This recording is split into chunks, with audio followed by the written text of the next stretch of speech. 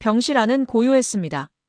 오직 산소 공급기의 규칙적인 소리만이 정적을 깨뜨리고 있었지요. 김정숙은 남편의 침대 옆 의자에서 미동도 하지 않고 앉아 있었습니다.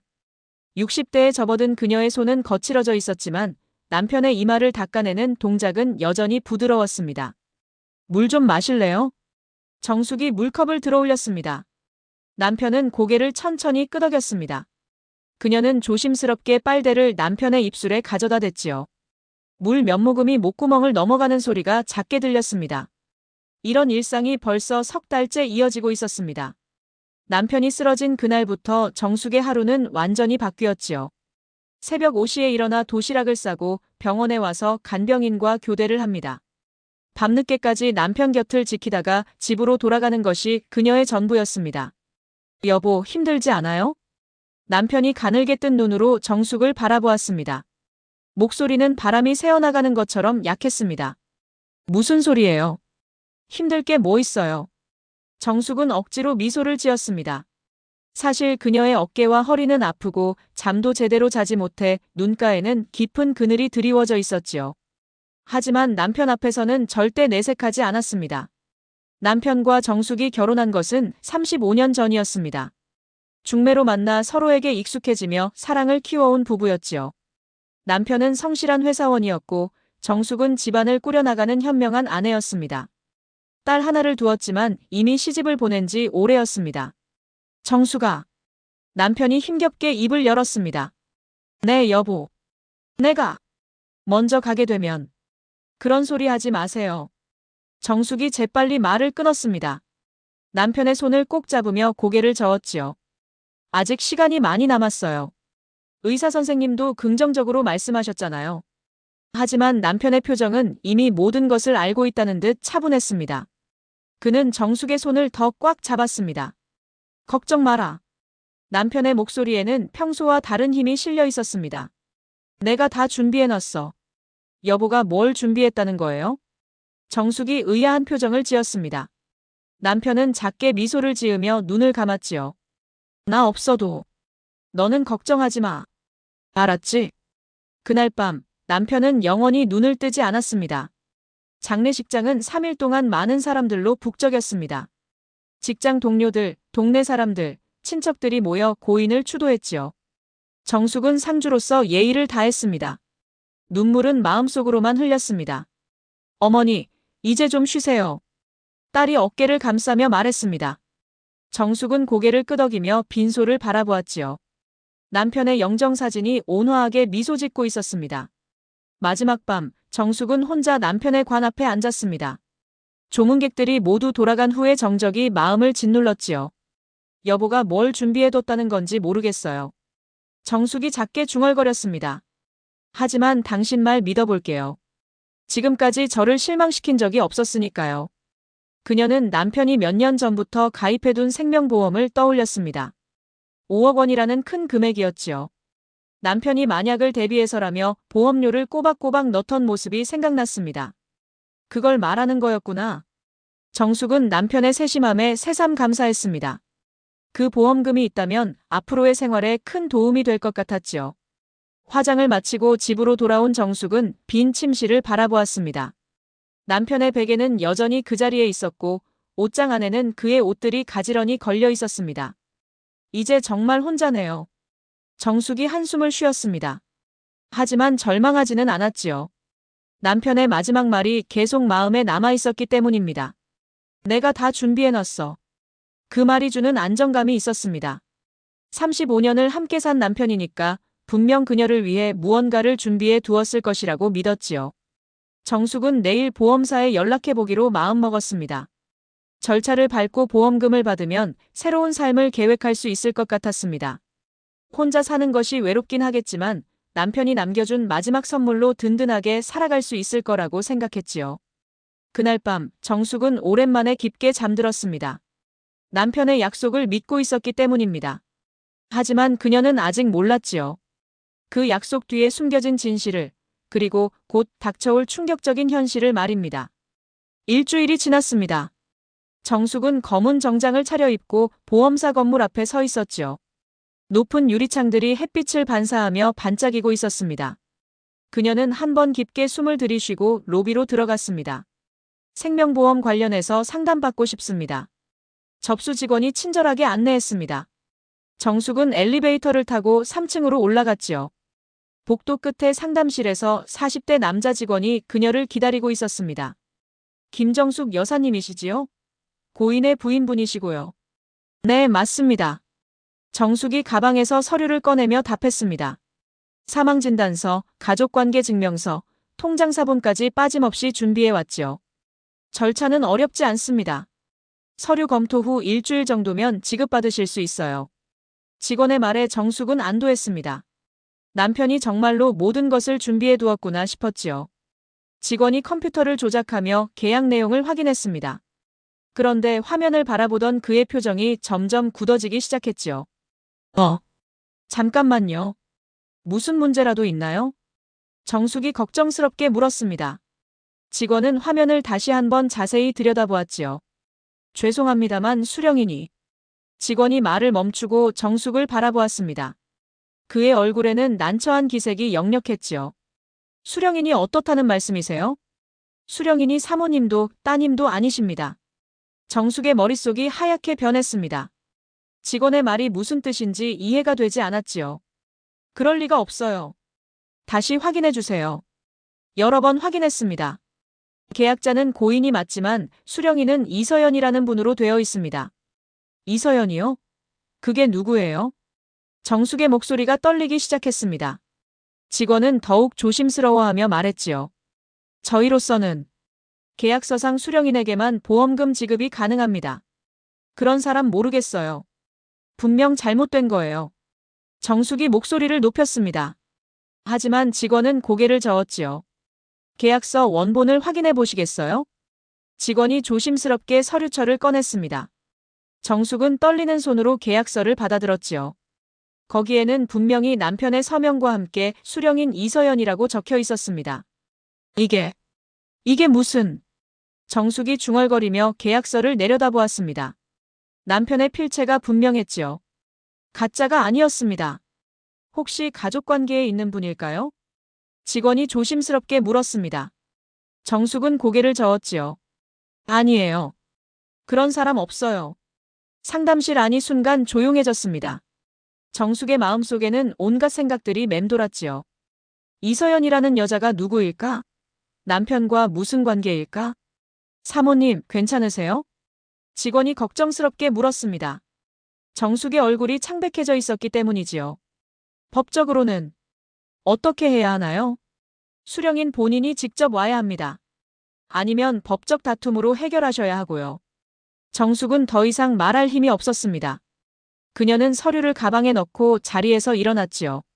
집으로 돌아온 정숙은 소파에 주저앉았습니다. 남편의 마지막 말이 계속 머릿속을 맴돌았지요. 내가 다 준비해놨어. 이게 준비한 일이었을까요? 35년을 함께 산 아내가 아닌 다른 여자에게 거액의 보험금을 남긴 것이 말입니다. 전화벨이 울렸습니다. 딸이었지요. 엄마, 보험일은 어떻게 됐어요? 그게... 정숙은 말을 꺼내지 못했습니다. 딸에게 이런 이야기를 어떻게 할 수 있을까요? 엄마, 왜 대답이 없으세요? 아니야, 조금 복잡해서 그래. 시간이 좀 더 걸릴 것 같아. 그럼 제가 도와드릴까요? 아니다. 엄마가 알아서 할게. 정숙은 전화를 끊고 한숨을 깊게 쉬었습니다. 딸에게는 아직 말할 수 없었지요. 그날 저녁 정숙은 남편의 유품을 뒤져봤습니다. 혹시 이서연이라는 사람에 대한 단서가 있을까 해서였지요. 지갑, 수첩, 핸드폰. 하지만 특별한 것은 찾을 수 없었습니다. 도대체 누구야, 이서연이? 정숙이 혼잣말을 했습니다. 그때 현관문이 열리는 소리가 들렸지요. 조카 박지훈이 들어왔습니다. 고모 안 계세요? 여기 있어. 지훈은 정숙의 표정을 보고 이상하다는 것을 눈치챘습니다. 고모, 무슨 일 있으세요? 얼굴이 안 좋아 보여요. 정숙은 한참을 망설이다가 입을 열었지요. 지훈아, 너 컴퓨터 잘하지? 네, 왜요? 사람을 찾아야 하는데. 이서연이라는 사람을. 이서연이요? 누구예요? 그게. 모르겠어. 하지만 꼭 찾아야 해. 지훈은 고모의 간절한 표정을 보고 더 이상 묻지 않았습니다. 알겠어요. 제가 찾아볼게요. 정숙은 그제야 조금 마음이 놓였습니다. 하지만 동시에 두려움도 밀려왔지요. 이서연을 찾고 나면 정말로 알고 싶지 않은 진실을 마주해야 할지도 모르니까요. 그날 밤 정숙은 잠들 수가 없었습니다. 남편이 누워있던 자리를 바라보며 생각했지요. 당신이 숨긴 게 이것뿐일까? 신뢰는 한순간에 무너지는 것이라고 했습니다. 35년간 쌓아온 믿음이 하루 만에 흔들리고 있었지요. 정숙은 이제 남편의 진짜 얼굴이 무엇이었는지 알아야 한다고 다짐했습니다. 설령 그것이 자신에게 상처가 되더라도 말입니다. 사흘 후 지훈이 정숙의 집으로 왔습니다. 그의 손에는 몇 장의 출력물이 들려 있었지요. 고모, 찾았어요. 지훈이 서류를 식탁 위에 펼쳤습니다. 정숙은 안경을 써가며 내용을 살폈지요. 이서연 32세. 서울 강북구에 거주하고 있어요. 그게 다야? 주소까지는 알아냈어요. 하지만 고모부와 어떤 관계인지는. 정숙이 고개를 끄덕였습니다. 그녀는 주소를 적은 종이를 손에 꼭 쥐었지요. 고마워, 지훈아. 고모, 혹시 무슨 일인지 말씀해 주실 수 없어요? 정숙은 한참 망설였습니다. 하지만 결국 고개를 저었지요. 아직은 안 돼. 확실하게 알고 나서. 지훈이 떠난 후 정숙은 혼자 앉아 생각에 잠겼습니다. 서연을 만나야 할까요? 만난다면 무슨 말을 해야 할까요? 그때 전화벨이 울렸습니다. 시댁 큰형님이었지요. 형수님, 보험일은 어떻게 됐어요? 정숙은 말문이 막혔습니다. 시댁에서는 보험금으로 제사 비용도 충당하고 묘소 관리비도 마련하자고 이야기하고 있었거든요. 아직 절차가 복잡해서요. 5억이면 꽤 큰 돈인데 뭐가 그리 복잡해요? 조금만 더 기다려주세요. 정숙은 전화를 끊고 한숨을 쉬었습니다. 시댁 식구들에게 이 사실을 어떻게 말할 수 있을까요? 이틀 뒤 정숙은 결심을 굳혔습니다. 검은색 블라우스에 회색 스커트를 입고 서연의 집 주소를 향해 나섰지요. 지하철을 타고 강북구까지 가는 동안 마음이 계속 흔들렸습니다. 주소지는 오래된 빌라촌이었습니다. 3층 건물의 2층에 서연이 살고 있었지요. 정숙은 계단을 올라가며 가슴이 두근거리는 것을 느꼈습니다. 초인종을 누르자 안에서 발소리가 들렸습니다. 문이 열리고 30대 초반으로 보이는 여성이 나타났지요. 생각보다 평범한 모습이었습니다. 누구세요? 이서연 씨 맞나요? 네, 그런데 누구시길래? 정숙은 한 번 크게 숨을 들이쉬었습니다. 김정숙입니다. 김창호 씨 부인이고요. 서연의 얼굴이 순간 굳어졌습니다. 그녀는 정숙을 위아래로 훑어보더니 한 걸음 뒤로 물러섰지요. 무슨 일로 오셨어요? 할 말이 있어서 그래요. 들어가서 이야기해도 될까요? 서연은 잠시 망설이다가 문을 열어주었습니다. 좁은 원룸이었지요. 정숙은 작은 의자에 앉으며 주변을 둘러보았습니다. 깔끔하게 정리되어 있었지만 살림이 넉넉하지는 않아 보였습니다. 당신이 보험금 수령인으로 되어 있다는 걸 알고 있어요. 정숙이 침묵을 깨뜨렸습니다. 서연은 고개를 푹 숙인 채 대답하지 않았지요. 우리 남편과 어떤 사이였는지 묻고 싶어요. 저는 서연의 목소리가 떨렸습니다. 저도 잘 모르겠어요. 5억 원이나 되는 보험금 수령인으로 해놓고 모른다고요? 정숙의 목소리에 날이 서기 시작했습니다. 서연이 고개를 들었지요. 그녀의 눈가에 눈물이 맺혀 있었습니다. 그분이 결혼하신 분인 줄 몰랐어요. 뭐라고요? 3년 전에 만났는데 혼자 산다고 하셨어요. 저에게도 결혼을 약속하셨고요. 정숙은 의자에서 일어섰습니다. 믿을 수 없다는 표정으로 서연을 내려다보았지요. 무슨 소리예요? 우리가 35년을 같이 살았는데. 저도 나중에 알았어요. 신문 부고를 보고서야. 서연이 울음을 터뜨렸습니다. 저도 속은 거라고요. 저도 피해자예요. 정숙은 더 이상 말할 수가 없었습니다. 서연의 눈물이 거짓말 같아 보이지는 않았거든요. 그럼 당신도 몰랐다는 거예요? 남편이 있다는 걸? 정말 몰랐어요. 알았다면 절대. 그럼 왜 보험금을 안 포기해요? 정숙의 질문에 서연은 더욱 울먹였습니다. 그분이 약속하셨어요. 저와 결혼해서 평생 책임지겠다고. 보험도 그래서 가입하신 거라고 했어요. 평생 책임? 정숙이 비웃음을 터뜨렸습니다. 우리 남편이 당신에게 그런 말을 했다는 거예요? 서연이 고개를 끄덕였습니다. 정숙은 현기증을 느꼈지요. 남편이 다른 여자에게 평생을 약속했다는 것이 믿어지지 않았습니다. 당신, 돈이 필요해서 그러는 거 아니에요? 아니에요. 전 원래 그 보험금 존재도 몰랐어요. 서연이 눈물을 닦으며 말했습니다. 보험사에서 연락이 와서 알게 된 거예요. 정숙은 소파에 주저앉았습니다. 머릿속이 복잡했지요.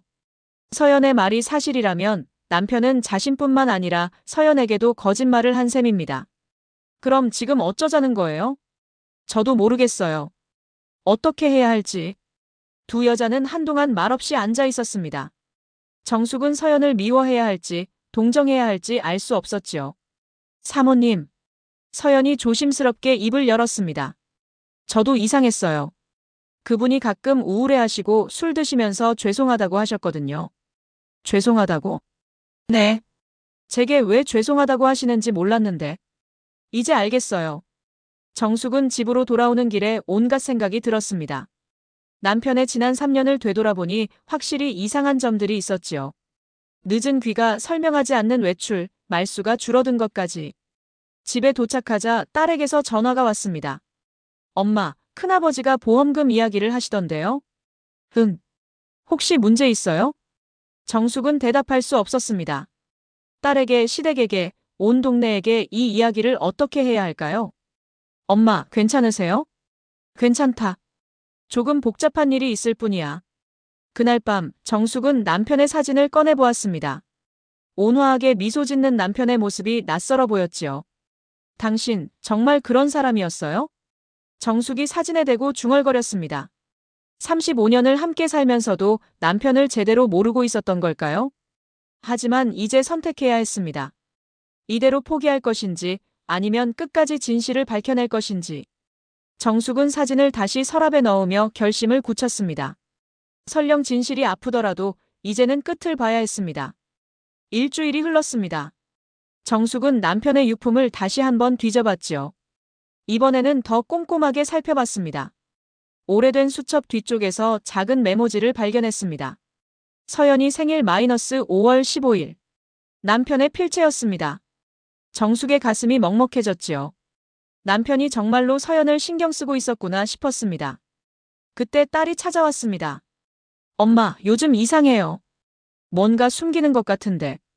별일 아니야. 보험금 때문에 큰아버지들이 자꾸 물어보세요. 언제쯤 나오냐고. 정숙은 더 이상 피할 수 없다는 걸 깨달았습니다.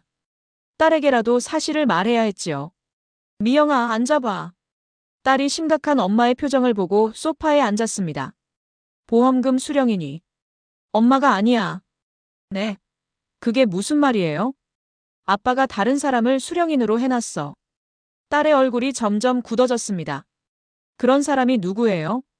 이서연이라는 30대 여자야. 아빠가 왜 그런 사람을? 딸의 목소리가 떨렸습니다. 정숙도 말하기 어려웠지요. 만나봤는데 그 여자도 아빠에게 속았대. 결혼 약속까지 했었다고 하더라. 아빠가요? 그럴 리 없어요. 딸이 고개를 저었습니다. 하지만 정숙의 표정이 진지하자 점점 현실을 받아들이기 시작했지요. 그럼 보험금은 어떻게 되는 거예요? 법적으로 다툴 수도 있지만 쉽지 않을 것 같아. 딸은 한참 동안 말이 없었습니다. 그러다가 조용히 물었지요. 엄마는 어떻게 하실 거예요? 모르겠다. 정말 모르겠어. 그날 저녁 정숙은 혼자 산책을 나갔습니다. 동네 뒷산 둘레길을 천천히 걸으며 생각을 정리하려 했지요. 남편과 함께 자주 걸었던 길이었습니다. 벤치에 앉아 쉬는데 휴대폰이 울렸습니다. 서연이었지요. 사모님, 저예요. 이서연이에요. 왜 전화했어요? 죄송해요. 계속 생각해봤는데 이렇게 끝낼 수는 없을 것 같아서요. 정숙은 대답하지 않았습니다.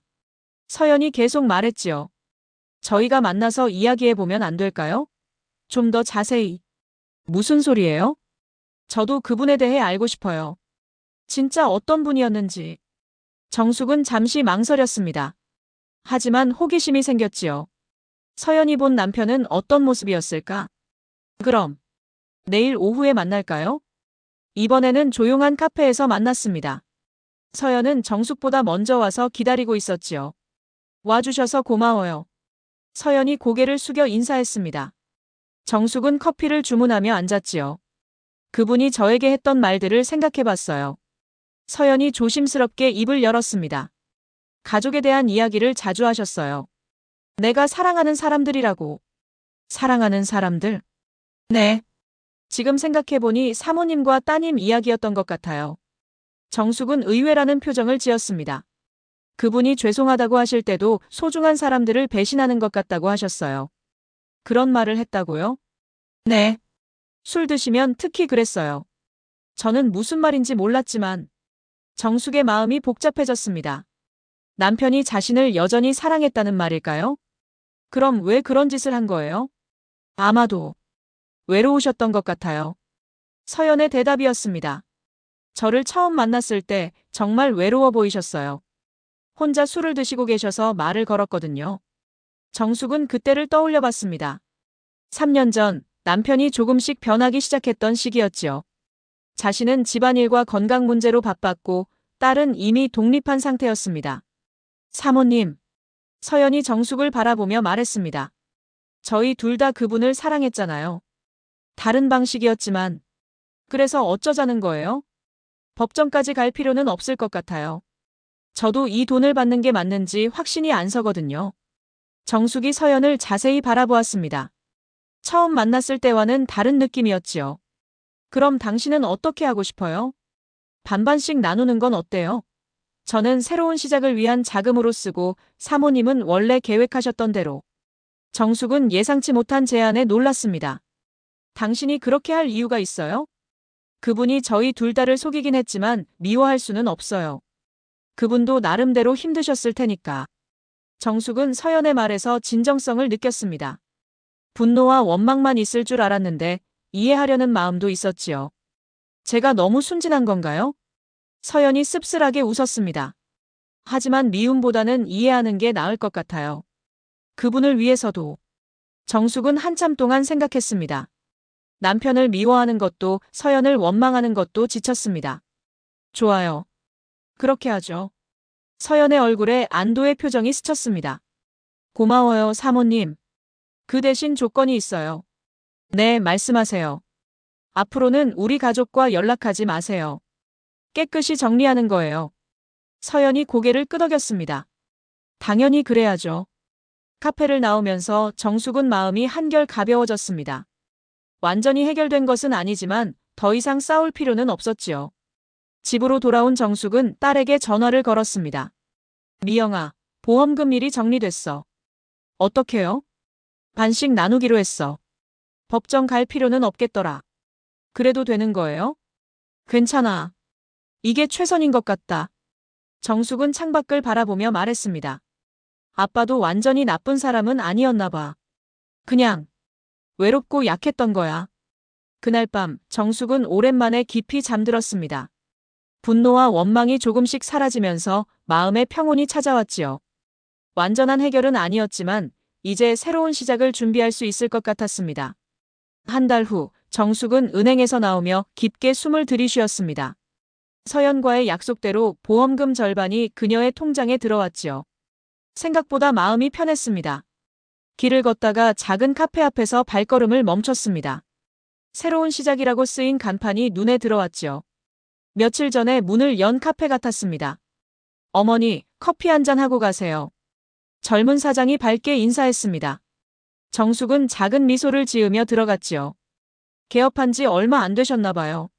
네, 일주일 됐어요. 새롭게 시작하는 거라서 떨리기도 하고 설레기도 하고. 정숙은 아메리카노를 마시며 사장의 말을 들었습니다. 새로운 시작. 그녀에게도 필요한 말이었지요. 집으로 돌아가는 길에 딸에게서 전화가 왔습니다. 엄마, 오늘 어떠셨어요? 응, 괜찮았어. 은행 일도 끝났고. 이제 정말 마음이 편해지셨겠네요. 정숙은 잠시 생각해봤습니다. 편해졌을까요? 복잡하긴 하지만 이상하게 홀가분했습니다. 미영아, 엄마가 뭔가 해보려고 해. 갑자기 무슨 소리예요? 아직 구체적이지는 않은데 이대로만 살기에는 아직 젊지 않을까 싶어서. 딸이 놀란 듯 말했습니다. 좋은 일이에요. 뭐든 응원할게요. 그날 저녁 정숙은 남편의 사진을 다시 꺼내보았습니다. 이제는 원망스럽지 않았지요. 그저 복잡한 인간이었구나 싶었습니다. 여보, 이제 조금 이해할 것 같아요.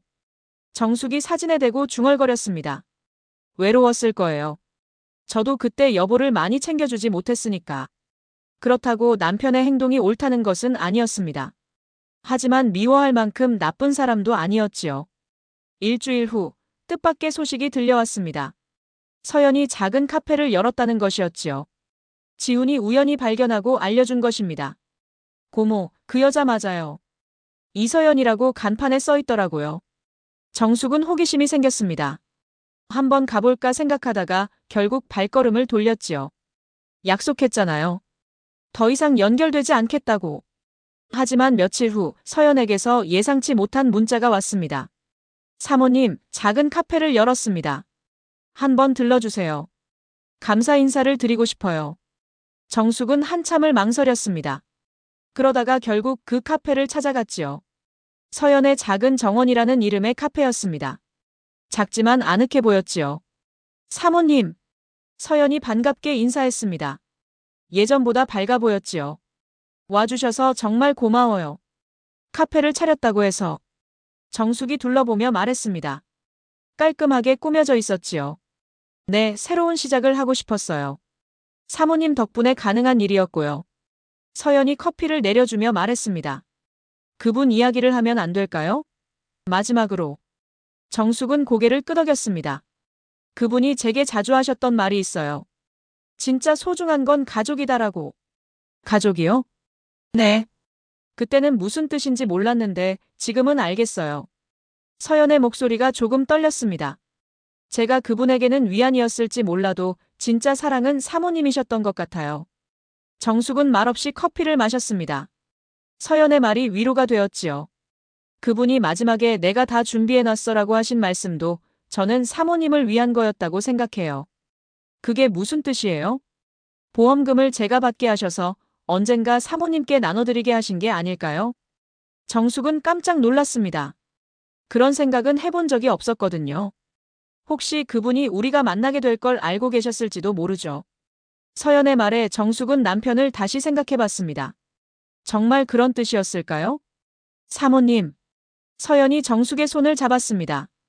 제가 그분을 통해서 사모님을 만나게 된 것도 우연은 아닌 것 같아요. 정숙은 서연의 따뜻한 손을 느꼈습니다. 이상했지요. 원수 같던 사람이 이제는 오히려 고마웠습니다. 고마워요, 서연 씨. 저야말로 고마워요. 사모님이 저를 이해해 주셔서. 두 사람은 잠시 조용히 앉아 있었습니다. 창밖으로는 봄바람이 불어와 나뭇가지를 흔들고 있었지요. 정숙은 카페를 나오며 마음이 한결 가벼워졌습니다. 남편의 마지막 약속이 정말 무엇이었는지는 알 수 없지만 이제 중요하지 않았지요. 집으로 돌아가는 길에 공원에 들렀습니다. 남편과 자주 산책했던 곳이었지요. 벤치에 앉아 주변을 둘러보니 새로운 꽃들이 피어 있었습니다. 여보, 이제 정말 괜찮을 것 같아요. 정숙이 혼잣말을 했습니다. 당신이 준비해 놓은 게 뭐였는지는 모르겠지만 저는 이제 혼자서도 잘 살아갈 수 있을 것 같아요. 바람이 불어와 그녀의 머리카락을 살짝 흔들었습니다. 그날 저녁 정숙은 딸과 함께 저녁을 먹었습니다. 엄마, 요즘 표정이 많이 밝아지셨어요. 그래? 네, 뭔가 다시 살아나신 것 같아요. 정숙은 미소를 지었습니다. 정말로 다시 살아나는 기분이었지요. 미영아, 엄마가 봉사활동을 시작해볼까 생각 중이야. 봉사활동이요? 응, 혼자 사시는 어르신들 도움드리는 일 말이야. 딸이 환하게 웃었습니다. 정말 좋은 일이에요. 엄마가 그런 일 잘하실 것 같아요. 그날 밤 정숙은 남편의 사진을 다시 한번 바라보았습니다. 이제는 평온한 마음으로 바라볼 수 있었지요. 고마워요, 여보. 정숙이 작게 중얼거렸습니다. 당신의 거짓말 때문에 아팠지만 덕분에 더 강해진 것 같아요. 사진 속 남편이 여전히 온화하게 미소 짓고 있었습니다. 이제 저도 새로운 시작을 할게요. 당신 없이도 괜찮다는 걸 보여드릴게요. 정숙은 사진을 조심스럽게 서랍에 넣었습니다. 이제 과거에 묻어둘 때가 된 것 같았지요. 창밖으로는 새로운 하루가 시작되고 있었습니다. 정숙에게도 새로운 인생이 시작되려 하고 있었지요. 남편의 마지막 약속이 무엇이었든 이제 그녀는 스스로 자신의 미래를 만들어 갈 준비가 되어 있었습니다.